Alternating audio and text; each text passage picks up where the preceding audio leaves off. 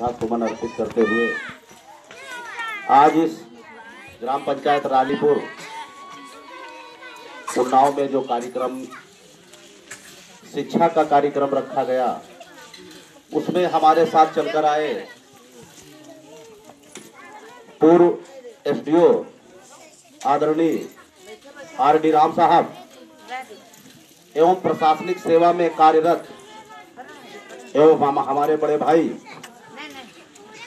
नीलमणि नरसिंह राव साहब, जो आपके पड़ोस के गांव के रहने वाले हैं, इसी जनपद उन्नाव के हैं, और हमारे लखनऊ से चल के आए पूर्व प्रधान आदरणीय मोहनलाल रावत जी एवं लखनऊ जिले के जिला उपाध्यक्ष राष्ट्रीय कल्याण मंच के संत प्रकाश रावत जी एवं हमारे जो इस जनपद के मुखिया हैं और जिनकी वजह से हम इस जनपद में समाज के लिए आवाज उठाते रहते हैं, आते रहते हैं, जिसकी वजह से यहाँ हमारी पहचान हुई है।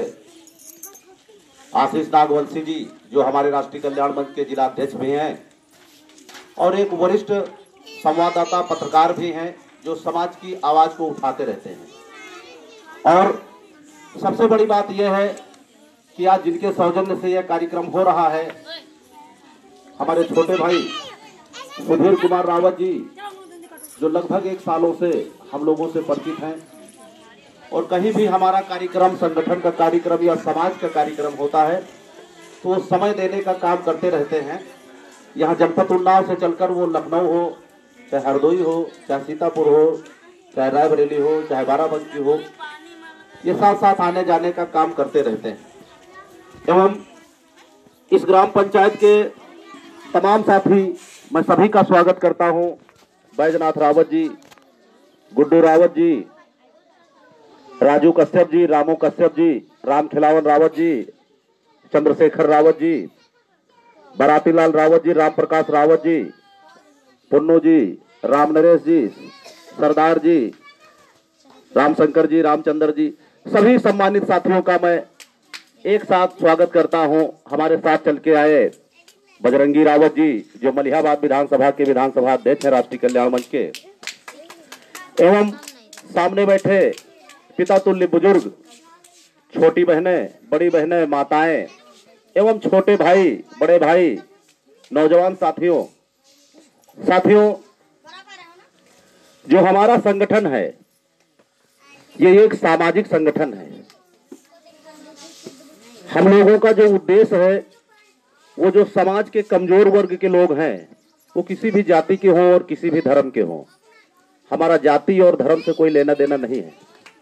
हमारा एक उद्देश्य है कि हम ज्यादा से ज्यादा कमजोर समाज के बच्चों को शिक्षा की तरफ प्रेरित करें, क्योंकि जिस समाज के लोग शिक्षित नहीं हैं, आज उसी समाज के लोग पीछे हैं। चाहे वो दलित हो, चाहे वो ओबीसी हो, और चाहे वो जनरल हो, चाहे हिंदू हो या मुसलमान हो, सिख हो या ईसाई हो, जो लोग शिक्षित नहीं हैं, आज कहीं ना कहीं वो पीछे हैं, वही पिछाड़े जा रहे हैं, वही दबे हैं, वही दबाए जा रहे हैं। तो हम और हमारे साथियों ने मिलकर के, पहले मैं भी किसी राजनीतिक दल में काम किया करता था, काफी लंबे समय तक मैं राजनीतिक दल में काम किया।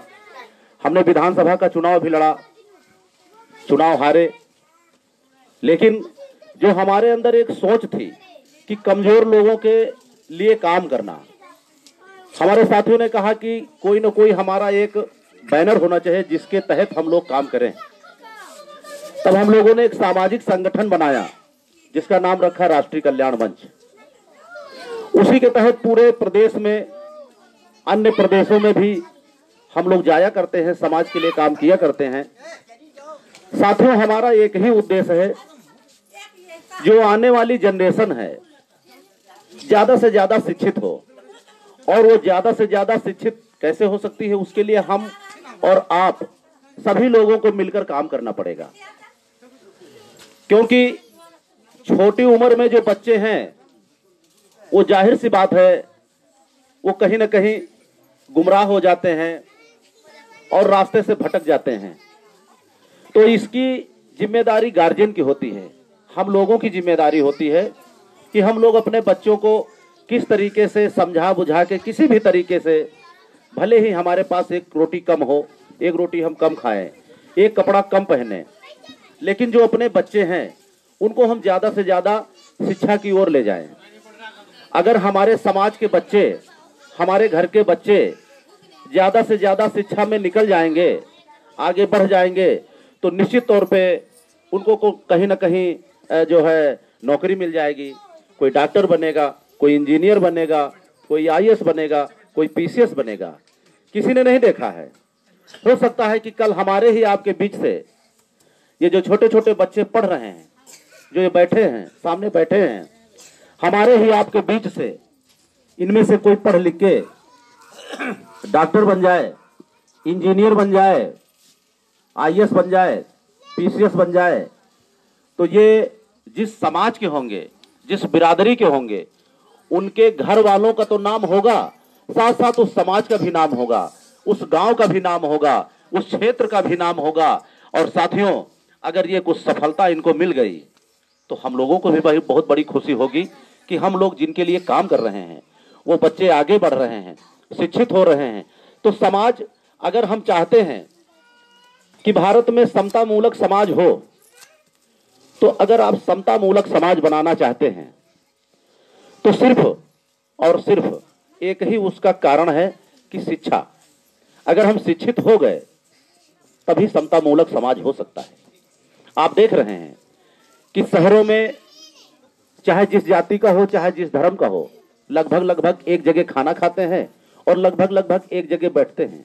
वहां कोई ऊंच नीच नहीं है, वहां कोई भेदभाव नहीं है, वहां कोई छूत छुआ नहीं है, क्योंकि वो भी आईएएस हैं, हम भी आईएएस हैं, वो भी पढ़े लिखे हैं, हम भी पढ़े लिखे हैं, वो भी डॉक्टर हैं, हम भी डॉक्टर हैं। तो साथियों, समता मूलक समाज की जो सोच है, आज के हजारों साल पहले तथागत बुद्ध ने इस शब्द का प्रयोग किया था।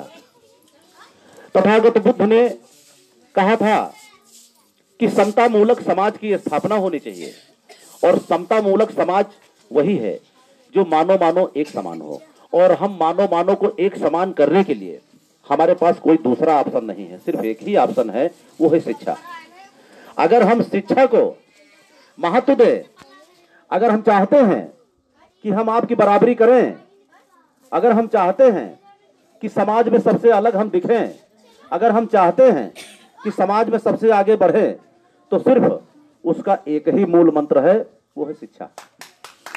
जैसे कि अभी हमारे सभी सम्मानित वक्तागणों ने बताया, और सभी लोग पढ़े लिखे हैं, कहीं ना कहीं इनके माँ बाप ने संघर्ष किया होगा, मेहनत किया होगा और पढ़ाया होगा, और कहीं ना कहीं इन लोगों का भी योगदान है कि इन लोगों ने अपने माँ बाप की बात मानी होगी और पढ़ाई की होगी, तभी आज जो है हमारे साहब बैठे हैं जो प्रशासनिक सेवा अधिकारी हैं। तो नीलमणि नरसिंह राव साहब ये प्रशासनिक सेवा अधिकारी हैं। हमारे पूर्व जो है एसडीओ पद से रिटायर हुए हैं आरडी राम साहब। तो कहीं ना कहीं ऐसे ऐसे पदों पर पहुंचने वाले लोग, ये जाहिर सी बात है कि ये मेहनत किए होंगे और पढ़े होंगे, तब जाके इन पदों पे पहुंचे ना। तो साथियों, हमारा आप लोगों से यही गुजारिश है, खास तौर से जो हमारी माताएं हैं, जो हमारी बहनें हैं, उनसे हमारा विशेष निवेदन है, क्योंकि जो हमारे समाज की जो कमजोर वर्ग के लोग हैं, इनके अंदर सबसे ज्यादा भरोसा दूसरी चीजों पे करते हैं। जितना भरोसा हम दूसरी चीजों पे करते हैं, हमारा कल्याण करने वाला कोई दूसरा नहीं आएगा। हम आपका कल्याण करने नहीं आए यहाँ, हम कतई आपका कल्याण नहीं कर सकते हैं। कल्याण आपका होगा तो आपके अपने हाथों द्वारा होगा, क्योंकि जब आपका परिवार पढ़ा लिखा होगा, आपके बच्चे पढ़ेंगे, आगे बढ़ेंगे, तो निश्चित तौर पे आपको अपने समाज में जो सम्मान मिलेगा वो सबसे अलग ही मिलेगा। आप सोचिए कि आपके परिवार का, अगर आपके परिवार का व्यक्ति पढ़ लिख जाए और वो डॉक्टर इंजीनियर बन जाए, तो आप अपने परिवार में, अपने रिश्तेदारों में सबसे अलग दिखने लगेंगे। आप अच्छा खाएंगे, अच्छा कपड़ा पहनेंगे, अच्छी गाड़ी से चलेंगे, अच्छा आपका मकान होगा, ठीक है। तो जब सब चीज आपके पास अच्छी अच्छी होगी, तो चाहे जिस समाज का व्यक्ति हो, वो मजबूरन आपके सामने आएगा और कहेगा भैया नमस्कार, हम भी आपके पास बैठना चाहते हैं। तो साथियों, अगर हमको बराबरी लानी है, अगर हमको समतामूलक समाज बनाना है, तो हमें विशेष फोकस शिक्षा पे देनी होगी। और कोई किसी के लिए कुछ नहीं कर सकता है, किसी को कोई नेता कुछ दे नहीं सकता है, कुछ नहीं दे सकता है, किसी को कुछ नहीं कोई दे सकता है। नेता सिर्फ वोट के लिए आते हैं।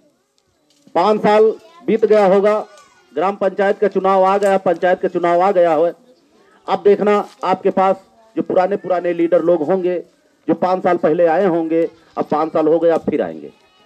लेकिन क्या आजादी के 70 साल बीत गए, अगर एक एमपी और एक एमएलए, भाई एक एमपी एक एमएलए 5 साल तो रहता है, और 5 साल में सरकार उसको इतना पैसा दे देती है कि वो चाहे तो 10 बच्चों को वो एडवोकेट बना सकता है।